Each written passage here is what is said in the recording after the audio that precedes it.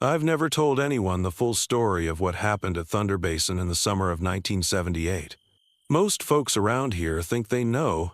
They've heard the sanitized version about the rabid wolf that killed those ranchers. But after 45 years of keeping this secret, I need to set the record straight. I'm Patricia Wilson, and I was the senior ranger at Thunder Basin National Grassland when we lost 4 good people to something that had no business existing in our world. The summer started like any other. The grasslands stretched endlessly under the Wyoming sky, waves of prairie grass swaying in the wind like a golden ocean. My job mostly involved checking grazing permits, monitoring wildlife, and occasionally helping lost tourists. Thunder Basin was quiet then, just scattered ranches connected by dirt roads and vast expanses of nothing. The first report came in on June 12th. Tom Baker, who ran cattle on the north end of the grassland, called about finding one of his cows dead. Usually, when ranchers report cattle deaths, it's either wolves or mountain lions. But this was different. The cow had been surgically cut open, organs removed with precision. No blood around the carcass, no signs of struggle, just clean incisions that no predator could make. I drove out to investigate, my Bronco bumping along the rutted dirt road. The morning air was crisp, heavy with the scent of sage and prairie grass. Tom met me by his fence line, looking troubled. He'd been ranching these lands for 30 years and had never seen anything like it. "Look at these cuts, Ranger Wilson," he said, pointing at the carcass. "What kind of animal does that?" I knelt beside the dead cow, flies buzzing around us in the summer heat. The incisions were unnaturally precise, like someone had used surgical tools. But out here, miles from anywhere, it didn't make sense. "I'll increase patrols," I told Tom. Probably some sick person's idea of a joke. But over the next 2 weeks, 3 more cattle turned up mutilated the same way. Each time the cuts were identical, surgical precision, no blood, specific organs removed. The ranchers were getting scared, and honestly, so was I. Something was very wrong in Thunder Basin. Then people started disappearing. The first was Jake Martinez, a ranch hand from the Douglas spread. His horse came back without him one evening, saddle empty. Search parties found nothing, no tracks, no signs of struggle, nothing. A week later, Bill Cooper vanished while checking his fence line. His truck was found idling, driver's door open, his coffee still warm in the cup holder. I was heading the search operation when I saw it for the first time. I'd split off from the main search party, following what looked like strange tracks in the grass. The sun was setting, painting the prairie in shades of orange and purple, when I heard Bill Cooper's voice calling from a cluster of cottonwoods. "Pat, over here. I found something." Relief flooded through me. Bill was alive. I started toward the trees, but something made me stop. Maybe it was instinct. Maybe it was the way his voice sounded slightly off, like a record played at the wrong speed. I raised my binoculars. What I saw through those lenses still haunts my nightmares. It looked like Bill wearing his usual flannel shirt and worn jeans, but as it moved, its joints bent wrong. The skin around its neck rippled like water. And its eyes, dear God, its eyes were completely black, like empty holes in reality. I watched, paralyzed, as the thing wearing Bill's face tilted its head at an impossible angle. It knew I was watching. Then it smiled, and its jaw unhinged like a snake's. I ran. Behind me, Bill's voice changed, becoming something inhuman, a sound like metal scratching bone. I made it back to my Bronco and radioed for backup. But when other rangers arrived, there was nothing in the cottonwood grove, just strange marks in the earth, like something huge had been dragged away. The next day, I got a call from the Reeves family. They ran the most isolated ranch in Thunder Basin, a spread of land backed up against the Rochelle Hills. Sarah Reeves was nearly hysterical on the phone. "Someone's trying to get in," she whispered. "It looks like Jake Martinez, but it can't be him. Jake's been missing for weeks." It's standing in our yard, calling out in his voice, asking us to let him in. but the way it moves. I told them to lock every door and window, and not to let anyone in, even if they recognized them. Then I grabbed my rifle and broke every speed limit getting out there. The Reeves Ranch was 20 miles from nowhere, an old 2-story farmhouse surrounded by weathered outbuildings. When I arrived, the sun was just setting. Sarah, her husband Dan, and their teenage son Michael were huddled in the living room, away from the windows. They'd heard voices all afternoon, sometimes Jake's, sometimes Bill Cooper's, calling to them in increasingly distorted ways. We spent a terrifying night in that house. The thing outside kept changing tactics. It mimicked Sarah's mother's voice, begging to be let in. It tried Dan's brother next, crying for help. Each time, the voice would start normal but gradually distort until it sounded like broken machinery trying to speak human words. Around midnight, we heard something massive moving on the roof. Claws or talons scraped against the shingles. The thing was trying to find a way in. Michael spotted it through an upstairs window, a dark shape that seemed to constantly shift and flow, like living oil. When it saw him looking, it formed a face he recognized, his best friend from school, Tommy. But Tommy hadn't gone missing, which meant it can only mimic what it's already killed, I realized with horror. Tommy's dead. It got him today. Dawn seemed years away. The thing tried every voice it knew, every form it had stolen. We heard Jake Martinez, Bill Cooper, Tommy, and others we didn't recognize. Sometimes it spoke in multiple voices at once, a chorus of the dead begging to be let inside. When morning finally came, we found deep claw marks on every door and window, but the creature was gone, leaving only strange tracks in the dirt, like something with too many legs had paced around the house all night. I got the Reeves family to safety, but I knew this had to end. Whatever this thing was, Skinwalker, Wendigo, or something else, it was hunting my people. I couldn't let it continue. I set a trap. Using myself as bait, I waited at the original scene, near Tom Baker's fence line, where the first cow was found. I knew it would come. These things are territorial. They return to where they first fed. Night fell. The prairie wind whispered through the grass, carrying the scent of sage and death. I heard it before I saw it, a sound like wet meat being torn apart. Then Bill Cooper walked out of the darkness.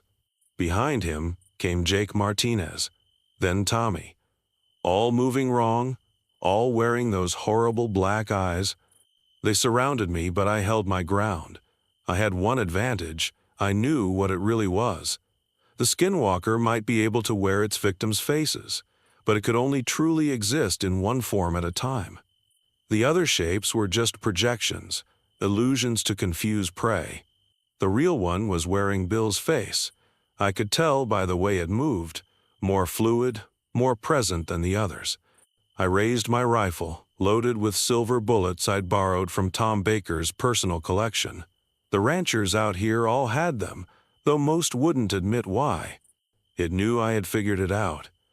Bill's face split in a grin that kept spreading, wider and wider, until his whole head opened like a blooming flower made of teeth and darkness. The other forms melted away as it lunged for me, showing its true shape at last. I emptied my rifle into it. The sound of gunfire echoed across the prairie as silver tore through flesh that wasn't quite flesh. It screamed, a sound that made my nose bleed and my vision blur. Black ichor sprayed across the grass, sizzling where it fell. The thing thrashed and twisted, its form shifting rapidly between all the faces it had stolen before finally collapsing into a mass of writhing darkness. As it died, it spoke one last time, using all its stolen voices at once. Others will come. Then it dissolved, seeping into the earth like oil. Within minutes, there was nothing left but a patch of dead grass and the lingering smell of copper and rot. We found the bodies the next day, hidden in an old storm cellar on abandoned ranch land. Jake, Bill, Tommy, and others we hadn't even known were missing.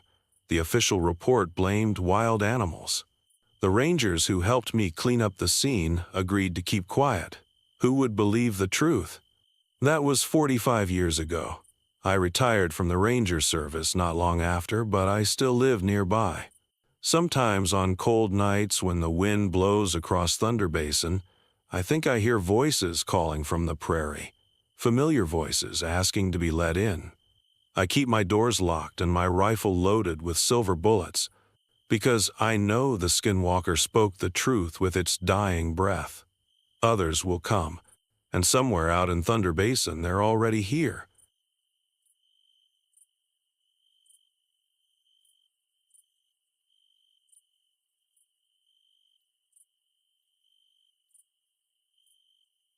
I've never told anyone the full story of what happened at Glacier Point in the winter of '57. Most folks know the sanitized version, the one about the ranger who lost his hand saving 3 hikers in a freak blizzard. That's the story the Park Service put out, and I've let them stick to it all these years. But now, with retirement coming up next month, I figure it's time to set the record straight. Maybe writing it down will help me sleep better, though I doubt it. Some nights I still wake up hearing those screams echoing off the ice. I was 32 then, fresh out of Korea and working as a ranger at Yosemite. The war had left me with jumpy nerves and a habit of sleeping light, but I figured the quiet mountain air would help settle my mind. For the most part, it did. There's something peaceful about the wilderness, even in winter, when the tourists thin out and the snow blankets everything in silence. At least it was peaceful until that January. The first strange reports came in mid-month. A couple of experienced hikers mentioned hearing odd howls near Glacier Point, not like a coyote or a mountain lion, they said, but something deeper, almost human. I didn't think much of it at first. The wind can play tricks in the mountains, especially around the granite faces where it catches and echoes. But then we started finding the tracks. I remember the morning I first saw them clearly. It had snowed the night before, leaving about 8 inches of fresh powder. I was doing my regular patrol along the Glacier Point Trail when I spotted them crossing the path, huge bipedal prints, easily 18 inches long. They were deeper than any human tracks I'd ever seen, like whatever made them weighed hundreds of pounds. But it wasn't just their size that bothered me. It was the way they moved, a strange, loping gait that seemed almost deliberate, following the exact route the hiking groups had taken the day before. The park had procedures for unusual animal activity, but nothing that quite fit this situation. I radioed in the tracks and took photographs, but without any clear evidence of danger, there wasn't much else to do. Besides, winter storms were rolling in, and we had more immediate concerns about unprepared hikers getting caught in the weather. That's how I found myself up at Glacier Point on February 3rd, right as the worst blizzard in 20 years was bearing down on us. A group of 3 hikers hadn't checked in at their designated time, and with the storm coming, we couldn't wait for morning to look for them. I still remember gearing up at the ranger station, double-checking my flashlight batteries and emergency supplies. My colleague, Dave Martinez, wanted to come with me, but I insisted he stay back as our radio contact. Looking back, I wonder if having backup might have changed things. Then again, it might have just meant one more death to explain. The temperature was already well below freezing when I started up the trail, and the wind was picking up, driving sheets of snow that cut visibility to almost nothing. The only good thing about the weather was that it would have forced the hikers to stick to the marked trail, assuming they were still alive to follow it. I'd been climbing for about an hour when I heard it, that howl the hikers had reported, but up close. It was like nothing I'd ever heard before, a sound that went straight through your bones and settled in the pit of your stomach. It wasn't the wind. The wind doesn't make sounds that carry words, even if you can't quite make them out. My flashlight beam caught movement ahead, and for a second, I thought I'd found the hikers. Then the shape rose up and up and up, until it blocked out the swirling snow behind it. The beam illuminated patches of matted fur covered in ice, limbs too long and twisted to be human, and a face. God help me. A face that looked almost human but stretched and wrong, with too many teeth and eyes that reflected red like an animal's, but held an intelligence that was terrifyingly aware. I'd seen men do horrible things in Korea. I'd seen artillery tear bodies apart and flames consume villages. But nothing in the war prepared me for what happened next. The creature moved with impossible speed, not toward me, but toward something behind me. That's when I heard the screams. The missing hikers had been following my flashlight beam, hoping for rescue. Instead, I'd led them right to it. What followed? I still have trouble putting it into words. The sounds of rending flesh were bad enough, but it was their screams cutting off one by one that haunt me most. I drew my service revolver and fired every round, but the bullets seemed to have no more effect than throwing pebbles. Pure instinct took over. While the thing was feeding, I ran. Not away down the mountain. I couldn't leave it up there to prey on others, but toward the ice crevasse I knew was nearby. During summer training, we'd been warned about that particular fissure. It was deep, maybe hundreds of feet, with walls too smooth and steep to climb. My hands were already numb from cold as I fumbled with my pack, pulling out the emergency flares. The creature finished its meal and turned toward me, moving with that terrible fluid grace. I could see bits of cloth and worse things caught in its teeth. I lit the first flare, and the monster hesitated at the sudden burst of light. That's when I knew I had a chance. I backed toward the crevasse, lighting flare after flare, using the bright magnesium light to hold it at bay. The wind was howling now, driving the snow horizontally, but the thing kept coming, always just at the edge of the flare light. I could hear it speaking, not in any language I knew, but in sounds that my brain somehow understood as words: hunger, cold, feast. My boot heel hit empty air. I was at the edge. I lit my last flare and held it out in front of me like a torch. The creature gathered itself to spring, and I waited until the last possible second before diving to the side. The monster's momentum carried it past me, straight into the crevasse. The howl it let out as it fell seemed to shake the whole mountain. I don't remember much after that. The park's official report says I was found 2 days later, half buried in snow. By then, gangrene had already set into my left hand, frozen from holding the flares. The damage was too severe to save it. They never found any trace of the hikers' bodies, and the storm covered any evidence that might have remained. The crevasse was examined when the weather cleared, but it was deemed too dangerous to fully explore. Over the years, I've wondered if that thing is still down there, waiting in the ice. Sometimes, on particularly cold nights, I think I can hear howling in the distance, even though I'm hundreds of miles from Yosemite now. I've spent decades trying to convince myself that the cold and fear made me hallucinate, that there has to be some rational explanation for what happened. But every winter, when the storms roll in and the wind starts to howl, I remember those eyes in the darkness. And I check my doors twice, even though I know locks wouldn't stop it if it ever decided to come looking for me. They offered to let me transfer to a desert park after I recovered, but I stayed at Yosemite. Someone needed to be there who knew the truth, who could watch for the signs. I never took another night shift, though.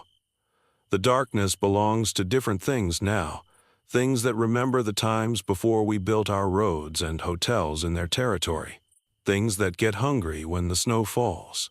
If you're ever up at Glacier Point in winter, and you hear something that sounds almost like words in the wind, don't convince yourself it's just your imagination. Don't follow lights in the storm. And whatever you do, don't look too hard into the darkness. Sometimes, the darkness looks back. Park Ranger Michael Thompson, retired. Written February 15, 1987.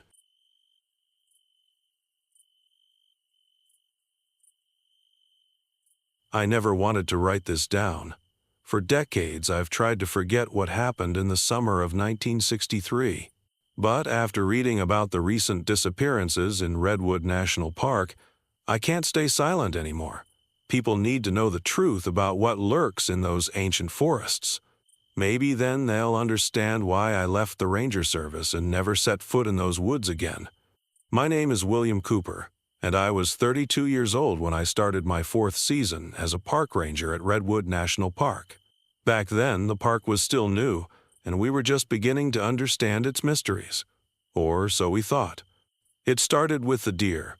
In my years of service, I'd seen plenty of animal casualties. It's just part of nature. But these were different. The first carcass I found was about 2 miles off the main hiking trail, deep in a grove of 1,000-year-old redwoods. The deer's rib cage had been torn open with impossible force, its internal organs missing. What struck me most wasn't the violence of the kill, but the precision. This wasn't the messy work of a bear or mountain lion. The cuts were almost deliberate. I documented the scene and filed my report, but something about it haunted me. The way the morning mist curled around those massive tree trunks, the unnatural silence in the forest that day. No bird song, no squirrels, nothing. Just the soft drip of condensation from the canopy hundreds of feet above. 2 weeks later, we started getting complaints from campers in the Lost Creek area. Food was disappearing from properly secured bear boxes. Not broken into, mind you, but opened correctly. Camping equipment vanished. Sleeping bags, backpacks, even a small tent. At first, we suspected teenagers or homeless people camping illegally in the park. Then we found the footprints. I still remember crouching down beside that first track, my flashlight beam cutting through the pre-dawn darkness. It was like a human footprint, but massive, easily 18 inches long. The stride length between prints was over 6 feet. Whatever made these tracks was bipedal and huge. But what really sent a chill down my spine was the depth of the impressions. Based on my training, I estimated the creature had to weigh at least 800 pounds. That's when the sightings began. Hikers reported glimpses of something large moving through the trees at dusk. Campers spoke of glowing red eyes watching them from the darkness. Most disturbing were the sounds, not just the expected whoops and howls that Bigfoot enthusiasts always talk about, but something more unsettling. Campers described hearing what sounded like attempted speech, guttural noises that almost formed words. By mid-July, attendance at the park had dropped significantly. Those who did come stayed close to the visitor center and main lodge. Nobody wanted to venture deep into the woods anymore. That's when I met Jack Martinez. Jack was a local hunter who'd been tracking game in these forests since before they became a national park. He was in his 50s, weather-beaten and lean, with the quiet confidence of someone who truly understands the wilderness. When he walked into my office that morning, I could tell something was wrong. "Found something you need to see, Ranger Cooper," he said, pulling out a topographical map. "Been tracking something big up near Devil's Creek. Never seen anything like it in 40 years of hunting." I remember the way his hands trembled slightly as he marked the location on my map. This from a man I'd seen face down an angry black bear without flinching. "Whatever it is, it's not natural," he continued, voice barely above a whisper. "It's learning, watching us, testing our defenses, and it's getting bolder." That afternoon, Jack and I headed into the forest. The plan was to scout the Devil's Creek area, document any evidence we found, and try to establish a pattern of the creature's movements. We packed enough supplies for 3 days, though we hoped to be back sooner. Looking back, I realize how naive we were, how unprepared for what we were really dealing with. The first day passed uneventfully. We found more tracks, some broken branches high up in the trees, and another deer carcass, fresh this time, the blood still wet. As we made camp that first night, I noticed Jack seemed unusually tense. He kept his rifle close and insisted on maintaining 2 separate campfires. "They don't like fire," he explained, feeding another log into the flames. "But one fire's not enough anymore. It's figured that out."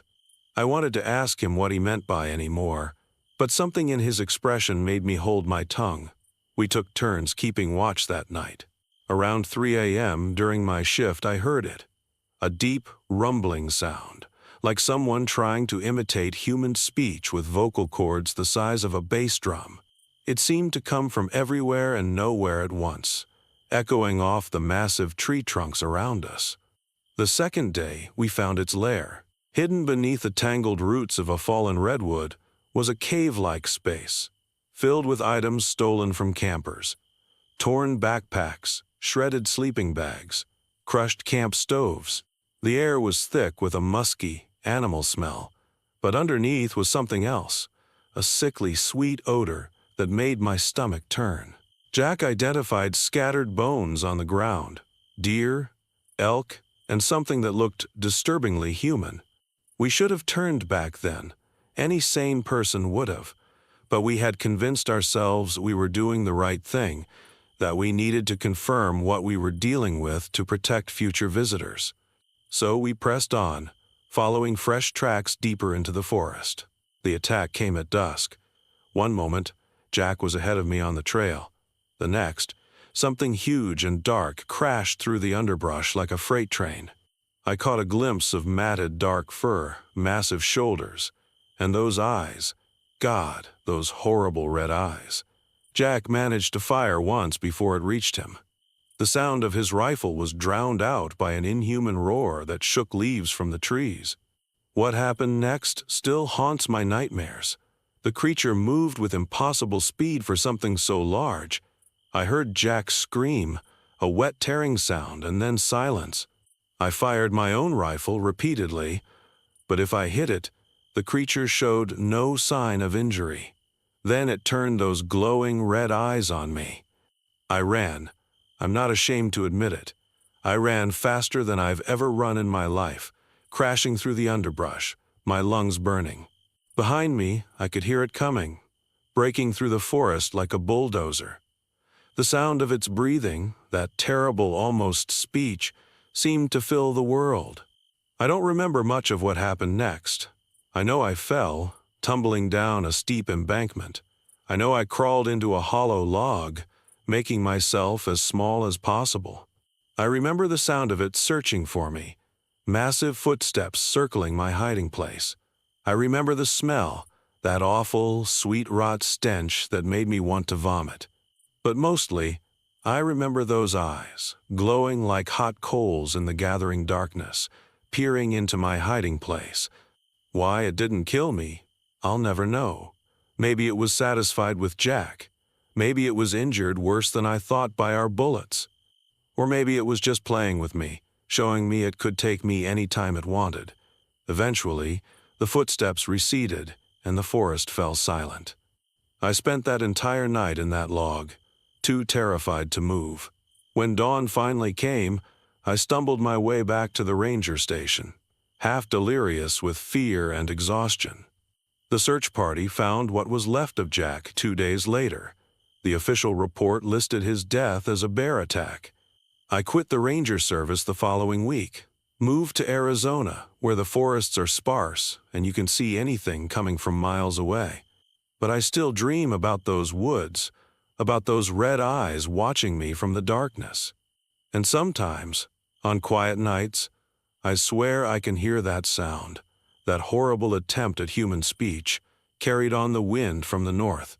They never found the creature, of course. The attacks stopped as suddenly as they began. But every few years I read about disappearances in Redwood National Park, about camping equipment found torn and scattered through the forest, about strange sounds in the night that almost sound like words. And I wonder, did we find it that summer, or did it find us? Was it studying us, learning about us? And most terrifying of all, what if it wasn't alone? I don't expect anyone to believe this story. Hell, most days I can barely believe it myself. But I know what I saw in those woods. And if you're planning a camping trip to Redwood National Park, take my advice. Stick to the marked trails. Keep your fires burning bright. And if you hear something in the darkness that sounds almost like human speech, run. Run as fast as you can, and don't look back. Because sometimes, the legends we tell around campfires aren't just stories. Sometimes, they're warnings.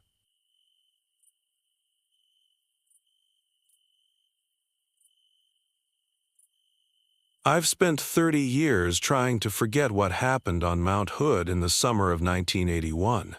Even now, sitting in my retirement home in Arizona, thousands of miles from Oregon, I still wake up in cold sweats when thunder rolls across the desert. The memories flood back, the lights, the screams, the ancient power we foolishly awakened. I need to write it down, finally. Maybe then I can find some peace. My name is David Martinez. I was a park ranger at Mount Hood National Forest back then, fresh out of college and eager to prove myself. The mountain had always been beautiful to me, sacred even.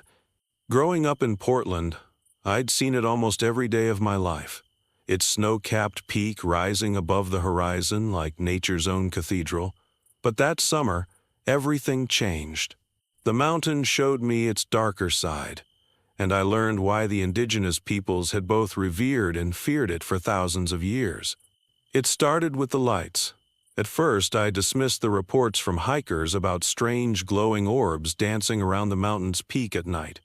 This was 1981. Everyone was seeing UFOs. But when 3 experienced climbers went missing in a single week, leaving nothing but their shredded tents and equipment scattered across the snow, I knew something was wrong. The investigation began routinely enough. I gathered my gear and headed up the south route, the one most climbers used. The summer air was crisp at the base, but as I ascended, an unusual coldness crept in.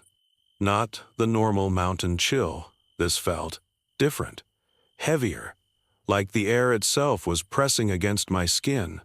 The first sign something was truly wrong came when I reached the Palmer Glacier. The snow was disturbed in a way I'd never seen before. Massive circular depressions, each one perfectly formed, like something enormous had been walking there. But that wasn't possible. Nothing that big could exist up here without being seen from miles away. I made camp at 9,000 feet as the sun began to set. That's when I found the first artifact, a small stone carving, partially exposed by the melting snow. It depicted something that looked like a massive bird, but with features I'd never seen on any known species. The craftsmanship was incredible, clearly ancient, but something about it made my skin crawl. I should have left it there. God, I should have left it there. Night fell quickly on the mountain, bringing with it an unnatural silence. No wind, no distant sounds of nocturnal animals, nothing. Just the sound of my own breathing and heartbeat. Then I saw them, the lights. They weren't like any aircraft or star I'd ever seen. They moved with purpose, weaving between the clouds, casting eerie shadows on the snow. I grabbed my radio to call it in, but there was only static. That's when I heard it, a sound that still haunts my dreams. It started as a low vibration, more felt than heard, building to a screech that seemed to come from everywhere at once. The sound had weight to it, pressing against my ears until I thought my head would explode.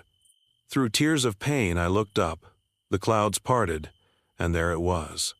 Wings stretched wider than any airplane I'd ever seen, blocking out the stars. Its feathers were darker than the night sky, seeming to absorb what little light remained. But its eyes, God, its eyes. They glowed with an ancient intelligence that knew me, knew everything about me, knew my ancestors and their ancestors before them. This was no ordinary bird. This was Thunderbird, the legendary creature from Native American mythology. But seeing it in person, I realized all the stories, all the legends, had underestimated its terrifying majesty. I ran. There was nothing else to do. But you can't outrun something that ancient, that powerful. It swooped down, the wind from its wings nearly knocking me off my feet. I dove into a crevasse, pressing myself against the ice as those massive talons scraped the rock above me. That's where Jackson found me the next morning. Jackson Blackfeather was an elder from the Warm Springs Reservation, and he'd been watching the mountain too. He'd seen the signs, knew what was coming. His people had been guardians of this secret for generations, the knowledge that something slept beneath Mount Hood, something that woke every few hundred years to hunt. The burial ground has been disturbed, he told me. examining the stone carving I'd found. The seals are breaking. It hungers. Over the next 3 days, Jackson taught me everything he knew about the Thunderbird. It wasn't evil, he explained, but it wasn't good either. It was like a force of nature, ancient, powerful, and utterly indifferent to human life. The only way to stop it was to perform a ritual that would send it back to its slumber, but the price would be steep. We gathered what we needed: sacred herbs, specific crystals, things I'd have dismissed as superstition just days before. The ritual had to be performed at dawn, at the highest point we could reach. As we climbed through the night, we could hear it circling above us, screaming its defiance at what we planned to do. The ritual itself is mostly a blur in my memory. Jackson chanted in his native tongue while I repeated the words he'd taught me. The air grew thick with power. The Thunderbird descended, its massive form blocking out the rising sun. Jackson's chanting grew louder, more urgent. The ground beneath us began to shake. What happened next? I've tried for years to make sense of it. The air itself seemed to tear open. Light poured from the crack, not sunlight, but something older, something that hurt to look at. The Thunderbird fought against it, but the pull was too strong. As it was drawn in, it lashed out one final time. Jackson pushed me aside. The talons meant for me caught him instead. Even as the blood spread across his chest, he kept chanting, his voice growing weaker but never faltering. The last words of the ritual came from his dying breath. The Thunderbird vanished into that crack in reality, and the mountain fell silent. Jackson died in my arms, a peaceful smile on his face. His last words to me were, "The seal will hold, for now." I reported finding Jackson's body after a climbing accident. What else could I say? The official report noted the missing climbers were never found, presumed dead from exposure or falls. The lights stopped appearing. The mountain returned to normal. But sometimes on stormy nights, I think I can hear it. That same low vibration, building to a screech. And I wonder, how long will the seal hold? Who will be there to renew it when the Thunderbird wakes again? I'm an old man now. I've spent decades researching, trying to understand what really happened on that mountain. I've found references to similar incidents throughout history. In 1883, 1736, 1544. The dates aren't exact, but the pattern is clear. It's been 43 years since that summer night. The Thunderbird will wake again, soon.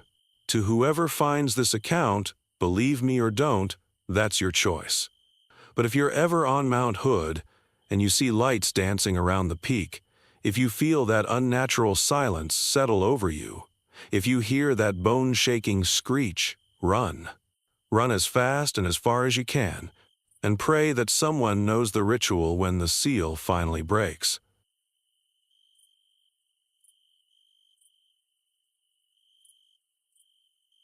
I've never told this story before. Not the whole thing, anyway. For 33 years, I've carried it with me like a stone in my chest, letting out only bits and pieces when the weight became too much to bear. My therapist says writing it down might help. I doubt it, but I'm running out of options. The nightmares are getting worse. My name is Thomas Anderson. In 1991, I was a ranger at White Mountain National Forest in New Hampshire. I loved that job more than anything: the solitude, the crisp mountain air, the endless seas of pine needles under my boots. Now I can't even look at trees without my hands shaking. It started in late September, just as the tourist season was winding down. The maples were beginning to turn, painting the mountainsides in flames of red and gold. But the pines stayed dark and deep and eternal. I was doing my usual evening patrol, checking the campsites along the Crawford Path, when I heard it, a child's voice, crystal clear in the gathering dusk. "Daddy? Where are you?" I froze. We hadn't logged any families with young children in the area that day. The voice came again, closer this time. "Daddy, I'm scared. Please come find me." Something felt wrong. The voice was too perfect, too clear, like a recording being played through high-end speakers. But out here, miles from any power source? I pulled out my flashlight and swept the beam through the trees. "Hello? This is Ranger Anderson. Is someone there?" Silence.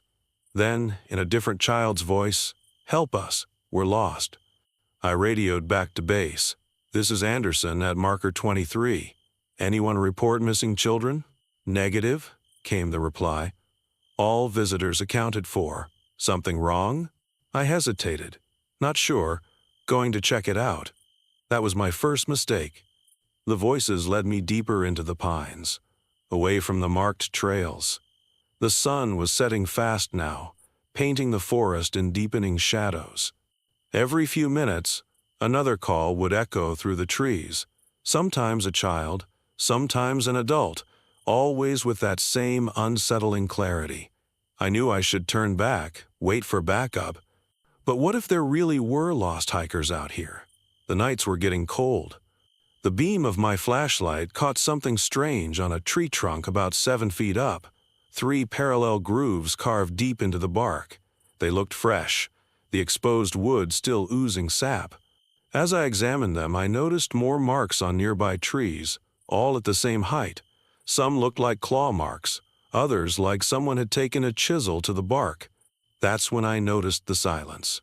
No crickets, no owls, no wind in the branches, just a dead, heavy quiet that pressed against my eardrums like cotton wool.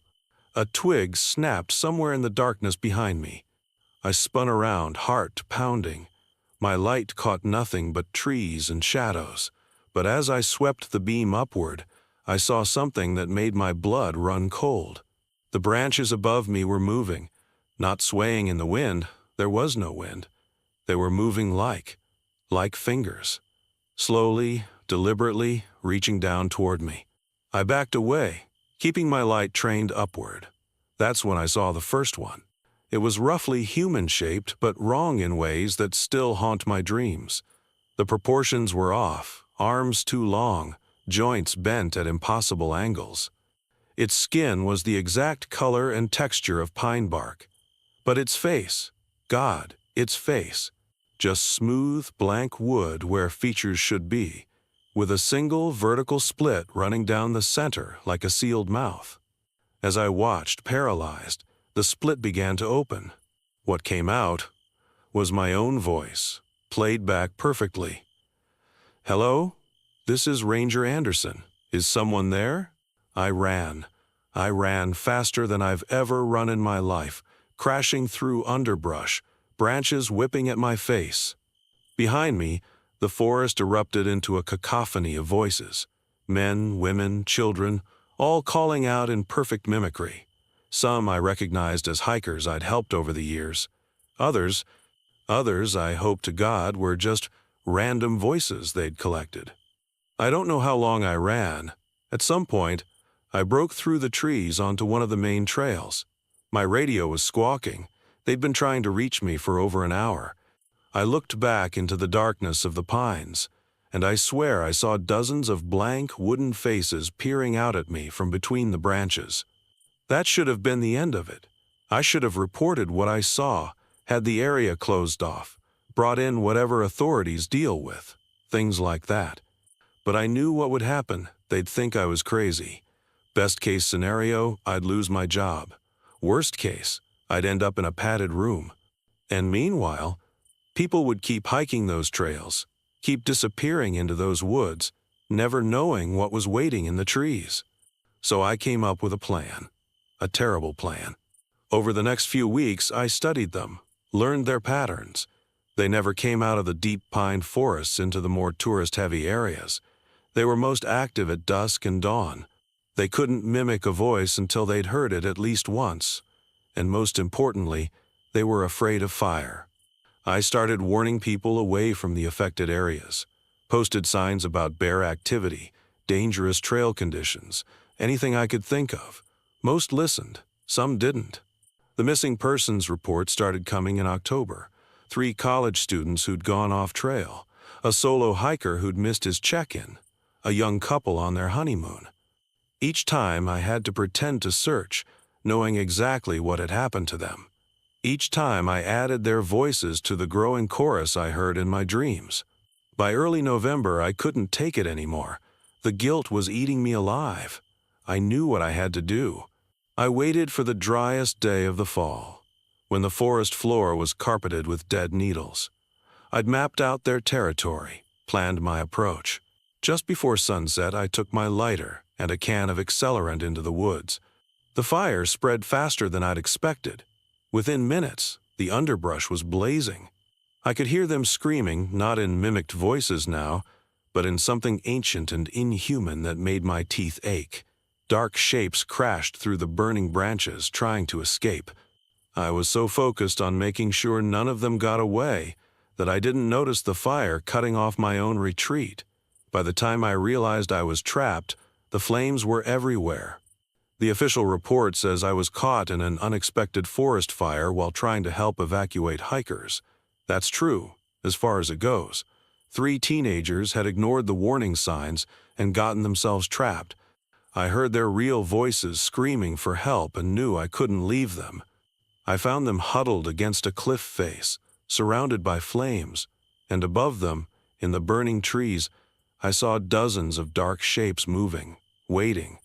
I got the kids out. The cost was both my legs below the knee, but I got them out. The newspapers called me a hero. They said the fire was a blessing in disguise. It cleared out an area that had been responsible for an unusually high number of disappearances over the years. They found no bodies in the ashes, no evidence of anything living in those trees. But sometimes, on cold nights when the wind blows just right, I hear voices in the creaking of my wheelchair. Perfect, crystal-clear voices calling out in the dark. The White Mountain National Forest is a big place. Those pines covered hundreds of acres, and I only burned a small part of them.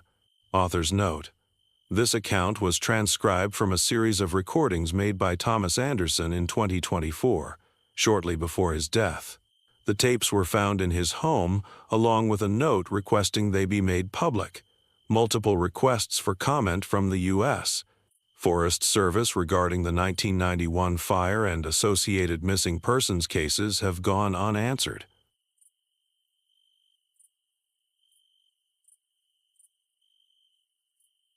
I've been putting this down in writing for 3 months now. My hands still shake when I think about what happened at Lake Powell last summer. The nightmares haven't stopped. But people deserve to know the truth about the disappearances, even if the Park Service has buried every trace of what occurred.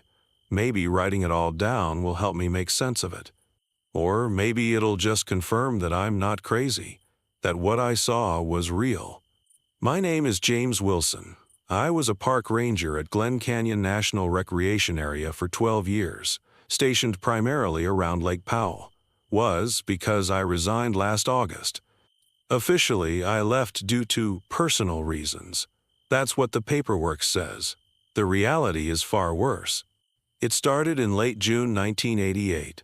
Tourism season was in full swing, with hundreds of boats dotting the lake surface every day. The water level was higher than usual that year due to heavy spring rains, submerging many of the canyon walls that normally rose above the waterline.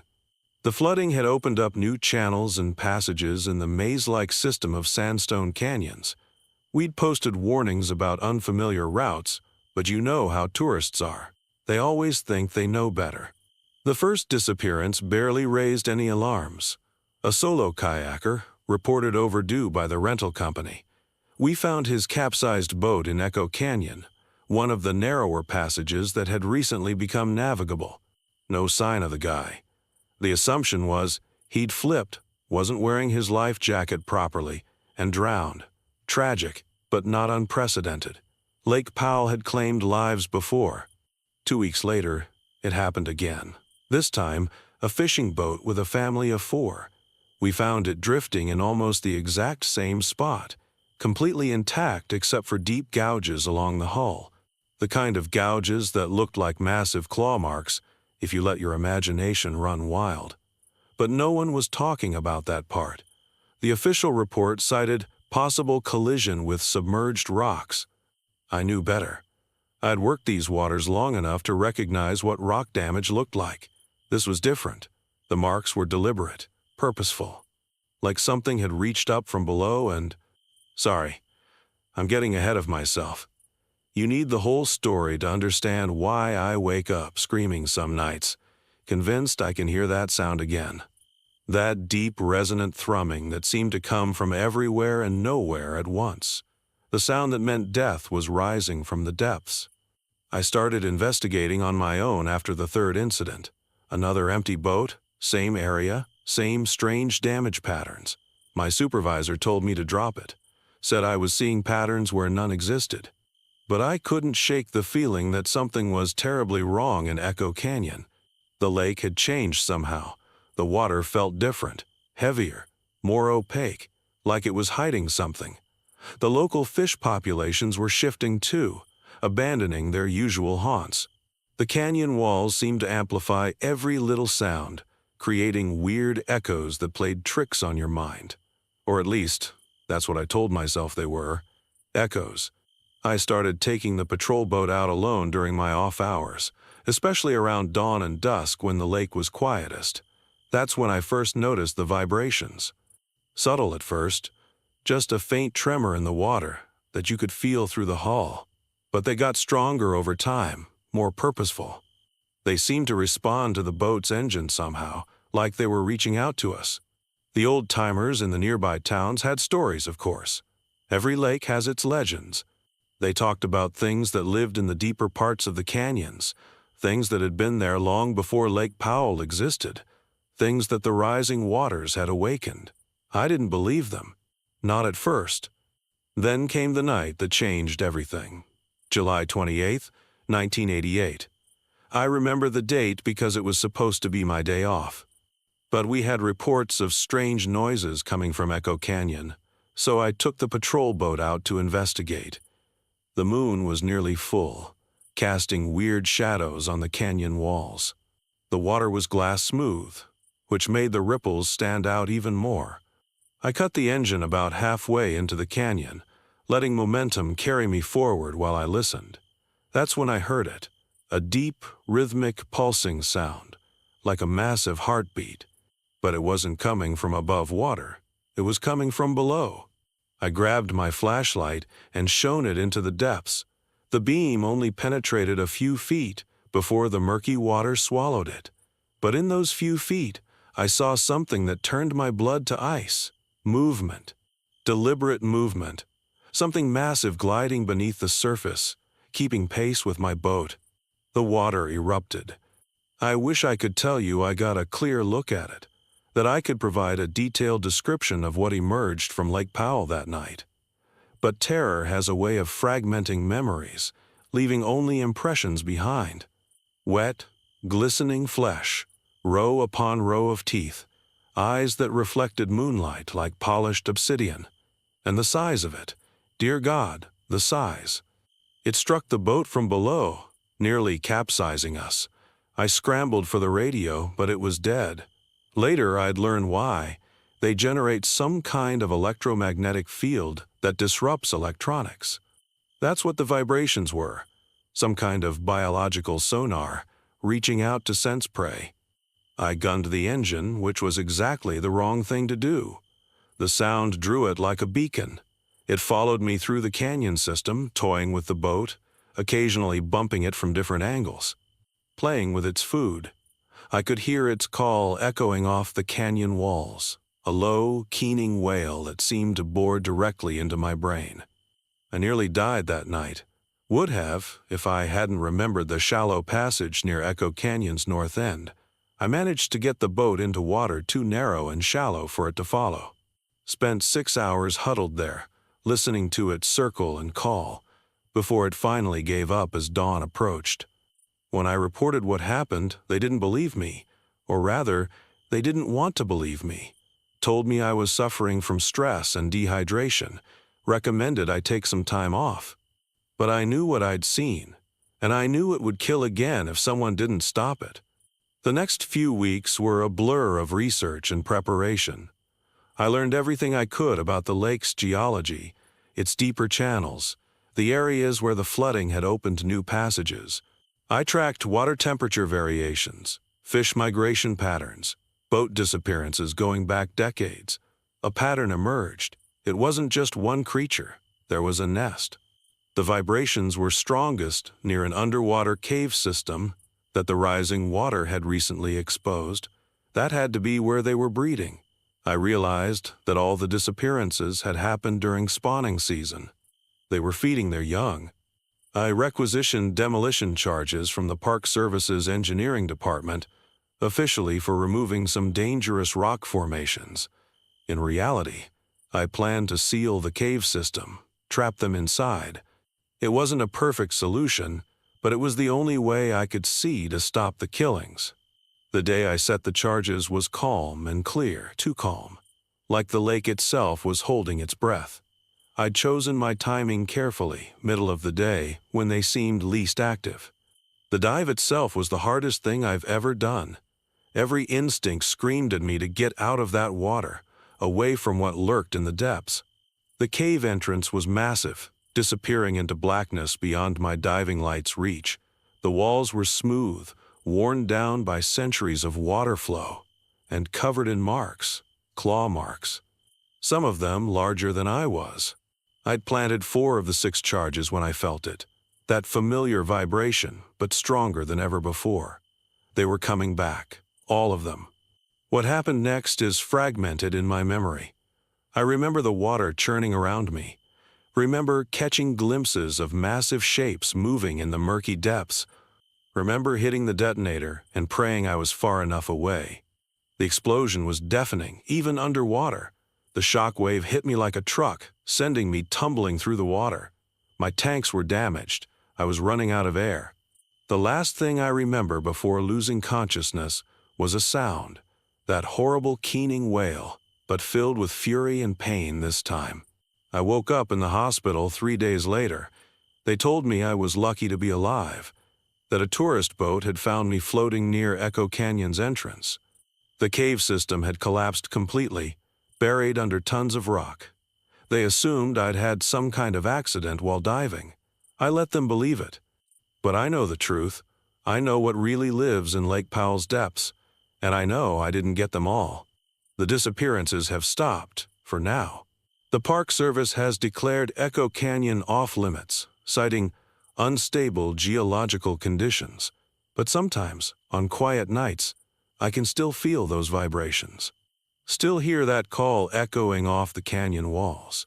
They're down there, waiting, growing stronger, and someday they'll find a new way out. I've sent copies of this account to several newspapers and magazines. I doubt any will publish it. The Park Service has made sure of that, but maybe someone will believe it. Maybe someone will be careful next time they hear strange vibrations on the water. Maybe someone will listen. Because the lake is calling, and it's hungry.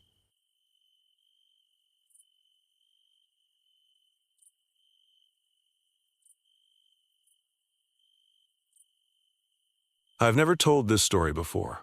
Not the whole thing, anyway.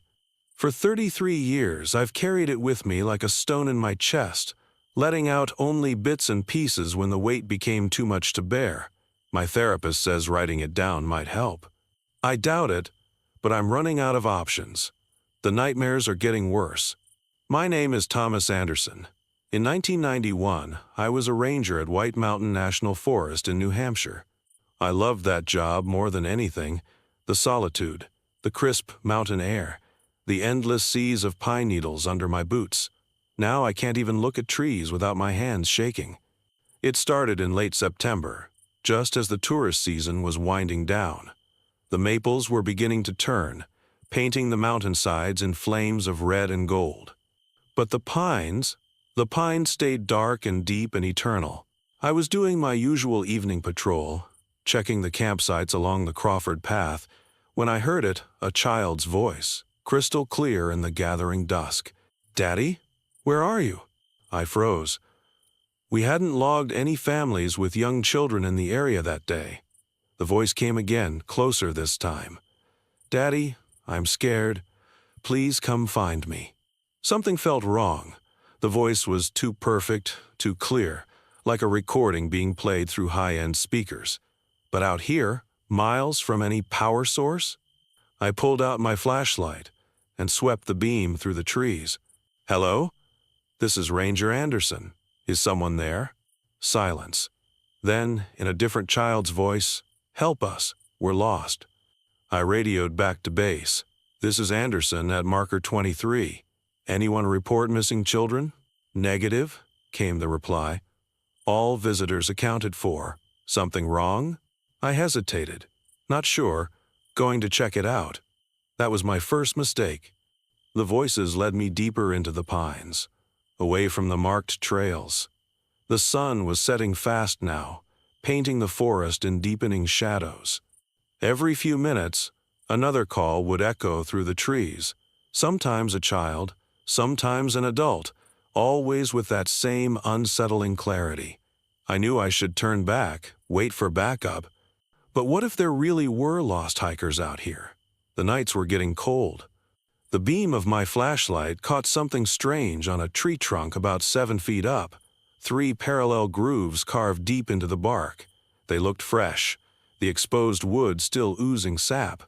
As I examined them, I noticed more marks on nearby trees, all at the same height. Some looked like claw marks, others like someone had taken a chisel to the bark. That's when I noticed the silence. No crickets, no owls, no wind in the branches, just a dead, heavy quiet that pressed against my eardrums like cotton wool. A twig snapped somewhere in the darkness behind me. I spun around, heart pounding. My light caught nothing but trees and shadows, but as I swept the beam upward, I saw something that made my blood run cold. The branches above me were moving, not swaying in the wind. There was no wind. They were moving like fingers, slowly, deliberately reaching down toward me. I backed away, keeping my light trained upward. That's when I saw the first one. It was roughly human-shaped, but wrong in ways that still haunt my dreams.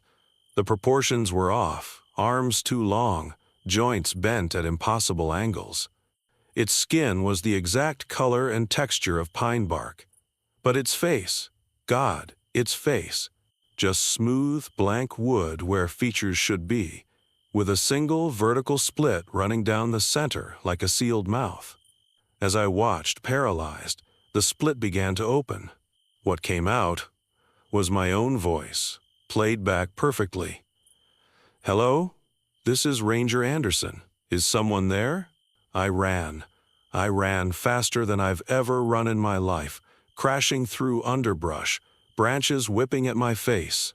Behind me, the forest erupted into a cacophony of voices. Men, women, children, all calling out in perfect mimicry. Some I recognized as hikers I'd helped over the years. Others, I hope to God, were just random voices they'd collected. I don't know how long I ran. At some point, I broke through the trees onto one of the main trails. My radio was squawking.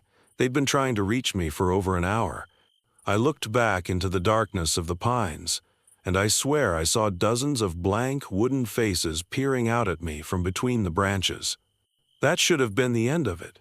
I should have reported what I saw, had the area closed off, brought in whatever authorities deal with, things like that. But I knew what would happen. They'd think I was crazy. Best case scenario, I'd lose my job. Worst case, I'd end up in a padded room. And meanwhile, people would keep hiking those trails, keep disappearing into those woods, never knowing what was waiting in the trees. So I came up with a plan. A terrible plan. Over the next few weeks, I studied them, learned their patterns. They never came out of the deep pine forests into the more tourist-heavy areas. They were most active at dusk and dawn. They couldn't mimic a voice until they'd heard it at least once. And most importantly, they were afraid of fire.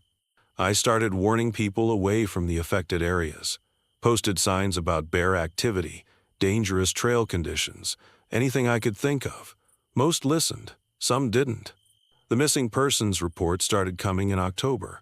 3 college students who'd gone off trail, a solo hiker who'd missed his check-in, a young couple on their honeymoon.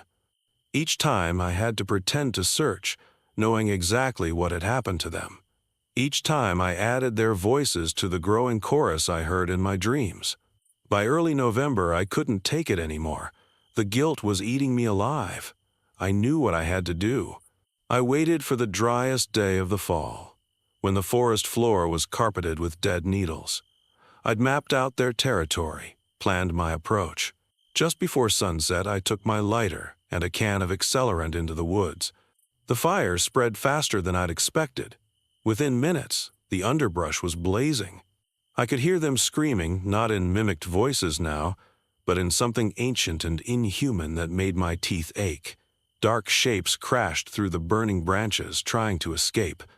I was so focused on making sure none of them got away that I didn't notice the fire cutting off my own retreat. By the time I realized I was trapped, the flames were everywhere. The official report says I was caught in an unexpected forest fire while trying to help evacuate hikers. That's true, as far as it goes. 3 teenagers had ignored the warning signs and gotten themselves trapped. I heard their real voices screaming for help and knew I couldn't leave them.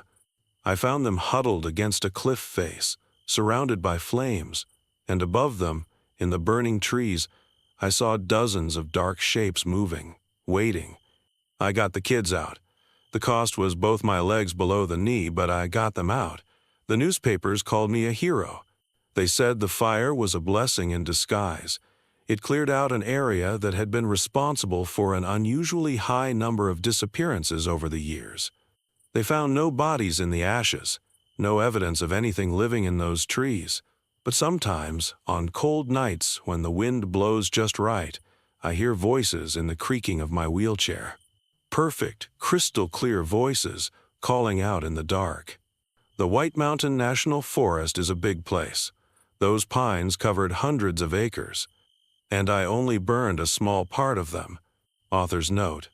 This account was transcribed from a series of recordings made by Thomas Anderson in 2024, shortly before his death. The tapes were found in his home, along with a note requesting they be made public. Multiple requests for comment from the U.S. Forest Service regarding the 1991 fire and associated missing persons cases have gone unanswered.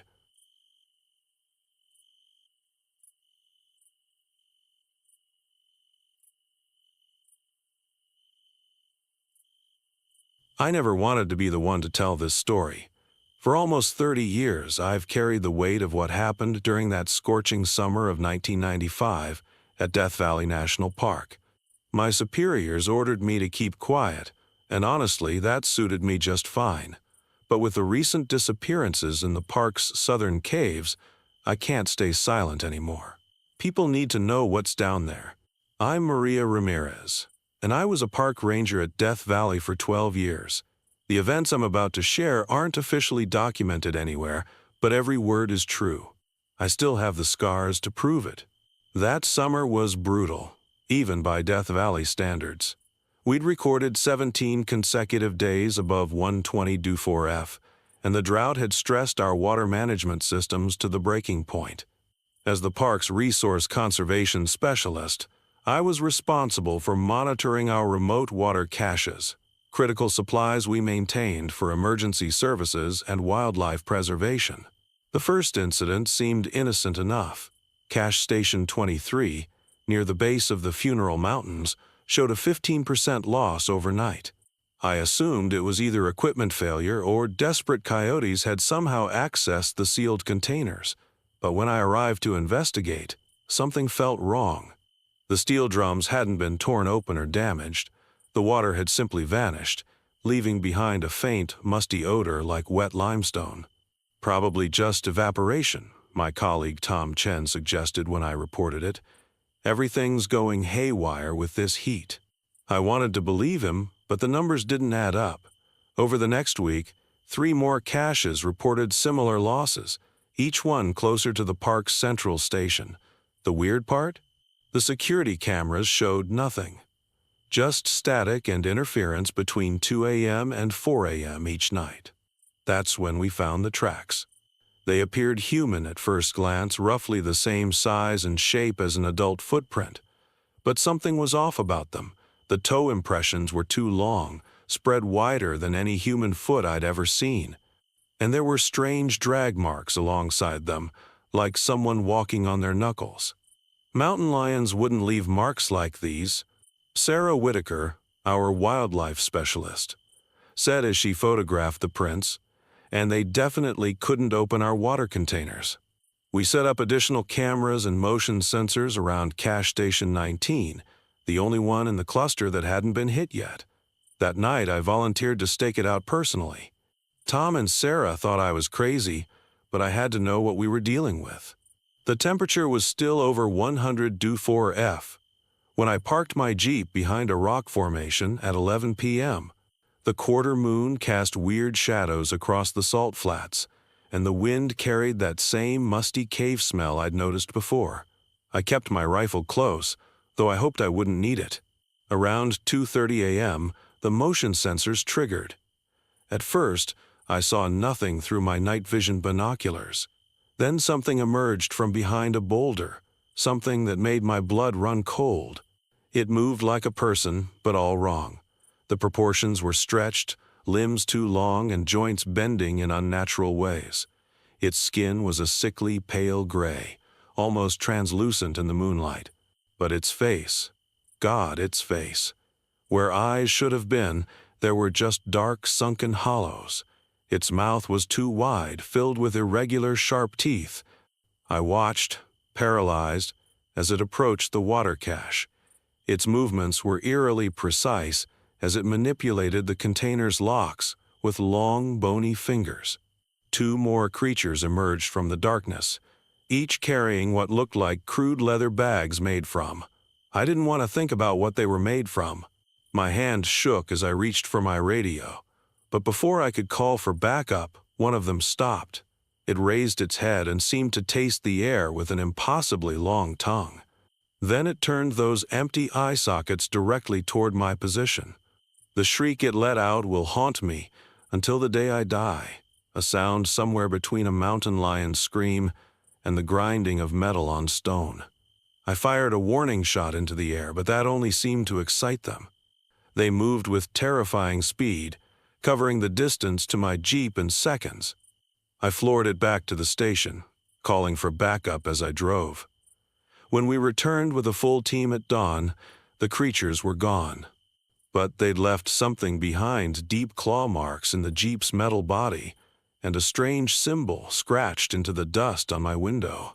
Our archaeology team later identified it as a primitive marking meaning thirst or drought. That's when the real nightmare began. Over the next 2 weeks, we documented dozens of sightings. The creatures grew bolder, venturing closer to populated areas. We lost contact with 2 remote stations, and when we investigated, we found signs of violence, scattered equipment, bloodstains, and those same drag marks leading to cave openings we'd never seen before. Tom and Sarah insisted on installing seismographic equipment near one of the larger cave entrances. If they're coming from underground, we need to know how deep, Tom argued. I begged them to wait for military backup, but they went ahead with their plan. That was the last time I saw them alive. The seismic data revealed a massive network of caves extending far deeper than any known system in the park. But more disturbing were the regular vibrations we detected, movements that suggested organized activity. Lots of it. When Tom and Sarah missed their check-in, I led the search team myself. We found their equipment destroyed, and a trail of blood leading into a narrow cave mouth. The rescue effort cost us another ranger, David Martinez. I still hear his screams echoing up that dark shaft as something dragged him deeper into the earth. What we pieced together from the evidence was almost worse than the reality we'd witnessed.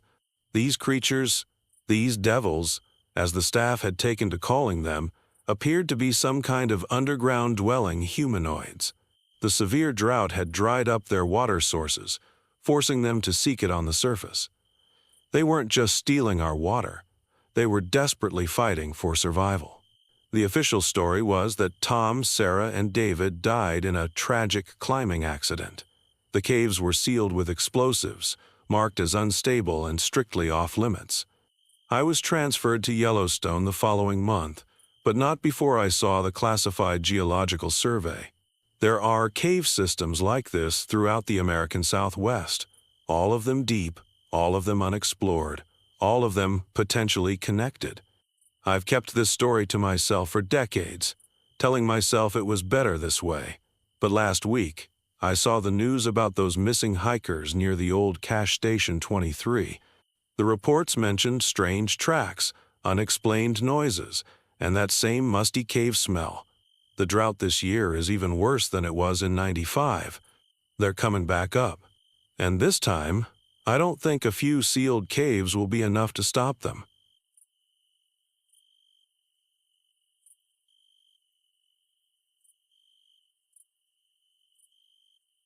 The worst part about dying in the cold isn't the pain. It's the peace that comes right before the end, that warm, dreamy feeling that makes you want to just close your eyes and drift away.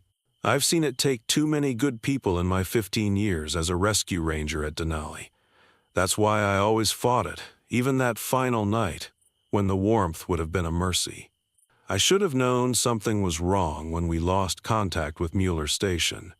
Their twice-daily check-ins were as reliable as the sunrise, even during the worst storms. Dr. Chen had been studying glacial ice cores there for 3 years, and she ran that research post like clockwork. When they missed 2 check-ins during the January blizzard of '99, my gut told me this wasn't just weather-damaged equipment. The storm was brutal, even by Alaska standards, -40 with wind chill that could freeze exposed skin in seconds. Park protocol said to wait it out. But Mueller Station housed 6 researchers, and they were running low on fuel for their generators. If their heat failed, they'd be dead long before conditions improved. "We're going," I told my team, already pulling on my Arctic gear. Sarah Martinez, my deputy, knew better than to argue. She'd seen that look in my eyes before, the one that said I wouldn't be talked down. Jim Chen, our medic, just nodded grimly and started packing supplies. The Haglund track vehicle was our only shot at reaching them through the snow. Even then, we'd have to abandon it 2 miles out and ski the rest.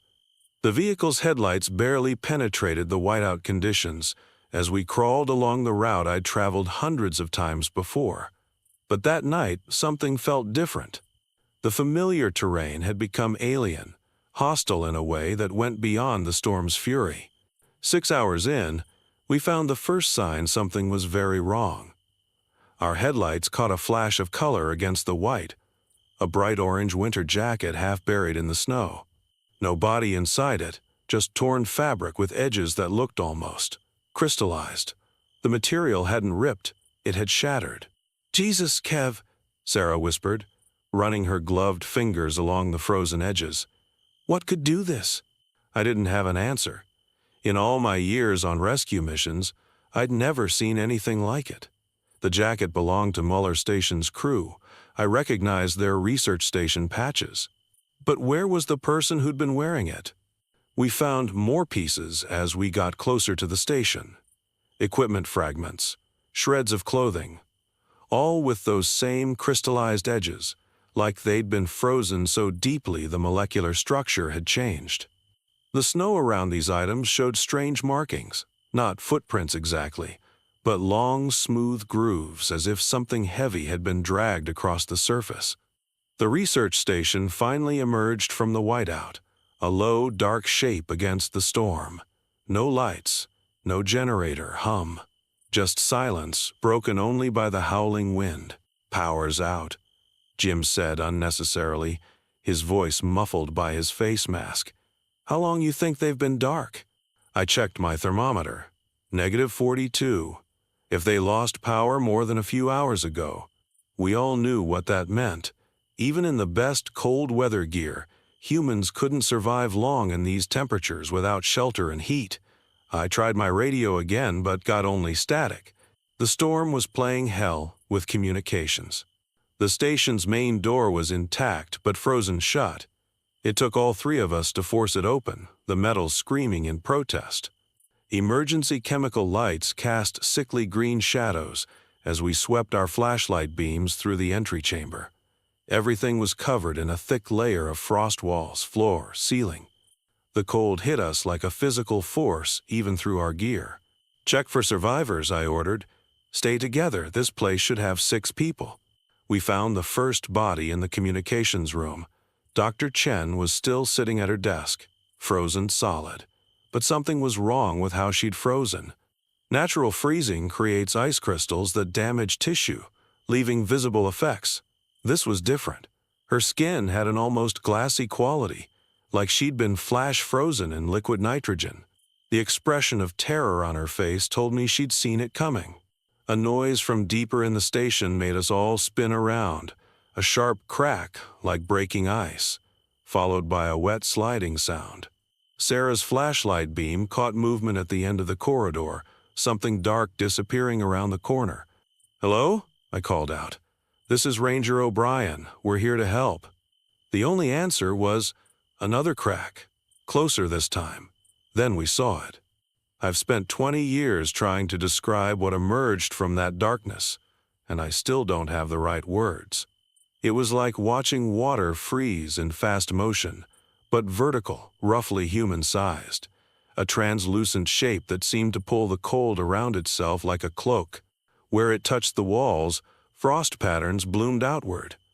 The air temperature plummeted so rapidly, our breathing masks began to crack. Jim fired his flare gun on pure instinct. The magnesium flare struck the thing dead center, and for just a moment, I saw its true form in the harsh light, something ancient. Something that had been waiting in the ice since before humans walked the earth. Something finally awake and hungry after millennia of frozen sleep. The heat from the flare seemed to hurt it. It recoiled with a sound like breaking glacier ice, retreating back into the darkness. That's when I noticed the temperature gauge on my gear was rising. The flare had raised the corridor temperature just a few degrees, but it was enough to drive the creature back. It can't handle the heat, I realized aloud. That's why it killed the power first. It needs the cold to move. We found 4 more bodies as we swept the station, all frozen the same unnatural way. But the 6th researcher was missing. Blood trails led to the station's ice core storage room. The heavy insulated door was torn off its hinges, and the temperature inside was cold enough to make our equipment stutter. The missing researcher huddled in the corner, barely conscious. Lucas Marshall, the team's glaciologist. His eyes were wild with fear, but he was alive. "It came out of the core," he managed, through chattering teeth as we dragged him out. 3 miles down, thought it was just crystal structures in the ice. But it was hibernating, waiting. Oh God, we woke it up. Another crack echoed through the station. The thing was coming back. "We need to get out of here," Sarah said, already pulling Lucas to his feet. "No," I checked my pack. 2 road flares left, a lighter, and 5 gallons of generator fuel we'd brought for the station. "You get him out. I'll hold it off." "Kevin, no." "That's an order, Deputy Martinez. Get to the Hagland. If I don't make it out, burn everything. Don't let anyone dig here again." They didn't want to leave me, but they knew I was right. Someone had to keep that thing contained while the others escaped. I waited until their flashlight beams disappeared into the storm, then started working. It didn't take long to splash the fuel around the station's central rooms. The cold made the liquid sluggish, but I got enough coverage. I could hear it moving closer, that horrible cracking sound, the temperature dropping even further as it approached. I saw it one last time as I struck the flare. It had taken on an almost human shape, as if it was learning, evolving. Ice crystals formed in the air around it like a glittering aura. Beautiful, in a terrible way. The flare caught the fuel, and the station erupted in flames. The heat hit like a hammer, driving the creature back. But the fire was consuming our oxygen, fast.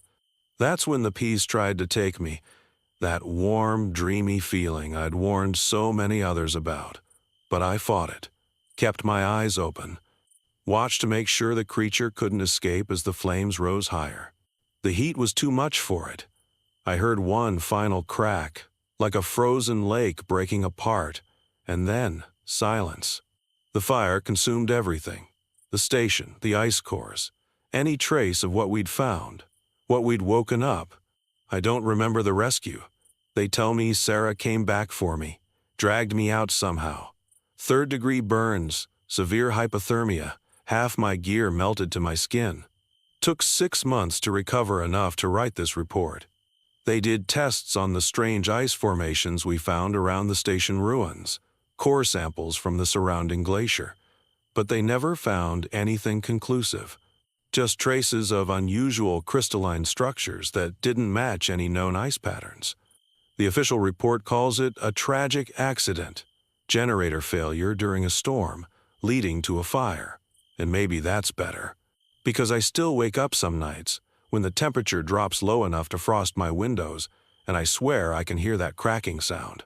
Sometimes I wonder, what if it wasn't the only one? What if there are more out there, sleeping in the ancient ice, waiting to wake up as our world gets warmer, as we keep drilling deeper? I think about Lucas Marshall sometimes. He left glaciology, moved to Arizona, smart man, because he knows what I know, that there are things buried in this world's frozen places that should stay buried, things that stir when the ice melts, things that hunger. The cold doesn't bother me much anymore, not after what I saw. But these days I always keep a lighter in my pocket, just in case. From the personal account of Chief Ranger Kevin O'Brien Rhett, Denali National Park, Preserve, recorded spring, 2000.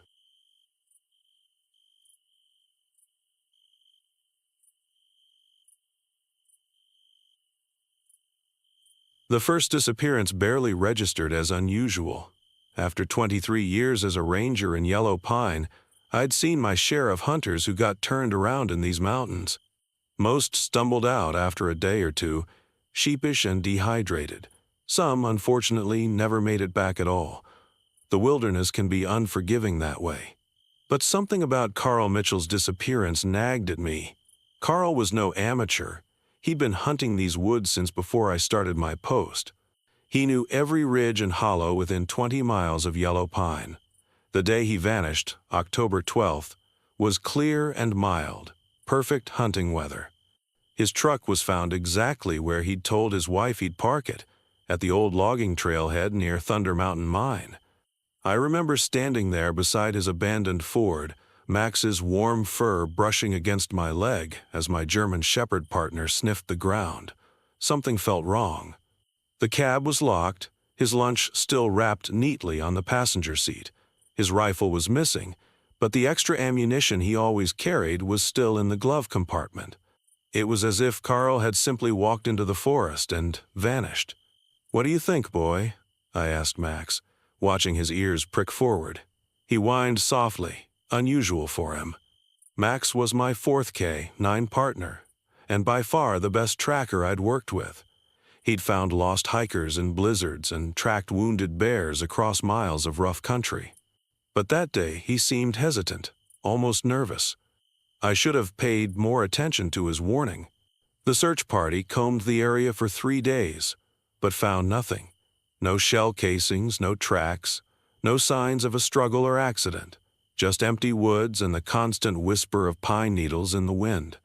I filed my report, offered my condolences to Mary Mitchell, and tried to put it out of my mind. October was always busy. Hunting season brought scores of visitors into the forest, and my days were full of checking permits and responding to minor emergencies. Then James Cooper disappeared. James was another local, an experienced outdoorsman who'd been hunting the same drainage for elk every October for the past decade. His disappearance followed the same pattern: truck parked properly, gear organized, no signs of trouble. But this time, we found something else. About a quarter-mile from his vehicle, Max led me to James's rifle, propped carefully against a tree. The action was open, loaded cartridge still in place, no spent shells nearby. It made no sense. No hunter would leave their weapon like that, especially not an old hand like James. I knelt to examine the ground around a tree, and that's when I noticed the tracks. I've worked these mountains for most of my life. I know what bear tracks look like, what mountain lion signs to watch for. These prints were different. They were roughly canine in shape, but massive, bigger than any wolf I'd ever seen. And they showed clear signs of an opposable thumb. The logical part of my mind rejected what I was seeing. But Max's reaction was unmistakable. His hackles rose, and he let out a low growl that made the hair on the back of my neck stand up. I'd never seen him respond that way to any animal sign before. I took photographs and measurements, though I left that part out of my official report. Who would believe me? But I started doing research in my off hours, digging through old Forest Service records and local newspapers. What I found disturbed me deeply. Every few decades, there would be a cluster of disappearances around Yellow Pine. 1932, 1891, 1850. Always in October, always experienced woodsmen who vanished without a trace. And buried in the yellowing pages of an 1891 Idaho Statesman, I found an account that made my blood run cold. A survivor, delirious with fever, raving about wolfmen emerging from the old silver mines. The article dismissed it as hysteria, but the Thunder Mountain Mine. It had been abandoned in the 1890s after a series of mysterious accidents. The entrance was supposed to be sealed, but I knew there were other ways in, vertical shafts and forgotten tunnels honeycombing the mountain. If something was living up there, something that only came out to hunt during the prime hunting season, when the woods were full of prey. I'm writing this account because I'm heading up to Thunder Mountain tomorrow at first light. 3 more hunters have gone missing in the past week. I've requested backup from state police, but they're skeptical, and the nearest units are hours away. I can't wait, not with more lives at stake. Max is restless tonight, pacing and whining. He knows something's wrong. I've armed myself with my service revolver and a 30,006, though I'm not sure they'll be enough. I've seen the tracks now, lots of them, converging on the old mine. Some are smaller, juveniles maybe, a whole pack. Mary Mitchell deserves to know what happened to her husband. The families of all the missing deserve answers. If I don't make it back, well, that's why I'm leaving this record. Maybe it will help the next ranger understand what they're dealing with. These things are smart. They're organized. They've been hunting here longer than any of us. And they're not just wolves anymore. Addendum. The following was found scratched into the last page of Hayes's journal, recovered near the mine entrance 3 days after his disappearance. The handwriting is barely legible. They're in the walls.